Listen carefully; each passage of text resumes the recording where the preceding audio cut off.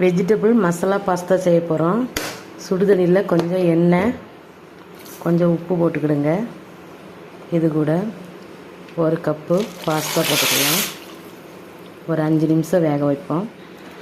Pasta நல்லா வெந்துருச்சு. இது நல்லா வடித்து தண்ணி ஊற்றி அலசி எடுத்துக்கலாம். பாஸ்தாவை வேக வச்சு வடித்து எடுத்தாச்சு. இனி எப்படி பாஸ்தா தாளிக்கலாம் பார்க்கலாம்.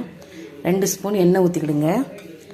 இதில் கொஞ்சமாக பூண்டு போட்டுக்கிடுங்க. 2 கைப்பிடி வெங்காயம், 3 பச்சை மிளகாய் போட்டு வதக்கிக்கலாம். கேரட் போட்டுக்கிடுங்க. கோஸ் போட்டுக்கிடுங்க.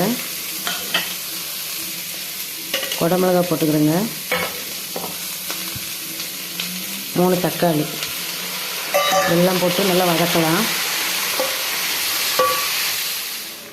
உப்பு போட்டுக்கிடுங்க. 1/2 ஸ்பூன் மிளகாத்தூள் போட்டுட்டு நல்லா வதக்கிக்கிடலாம் காய்கறியை. இதில் 1 ஸ்பூன் நூடுல்ஸ் மசாலா போட்டுக்கிடுங்க. போட்டு அப்புறம் வைக்கணும். சின்ன ஸ்பூன் 1 ஸ்பூன் பெப்பர் தூள் போட்டுக்கிடுங்க. பாஸ்தாவை போட்டுக்கலாம். பாஸ்தா சூப்பராக ரெடி ஆயிடுச்சு. வெஜிடபிள் மசாலா பாஸ்தா சூப்பராக இருக்குது. இதே மாதிரி உங்கள் குழந்தைகளுக்கு செஞ்சு கொடுங்க. டேஸ்ட்டாக நல்லா இருக்குது. இந்த வீடியோ பிடிச்சிருந்தா லைக் பண்ணுங்கள், ஷேர் பண்ணுங்கள், சப்ஸ்கிரைப் பண்ணுங்கள்.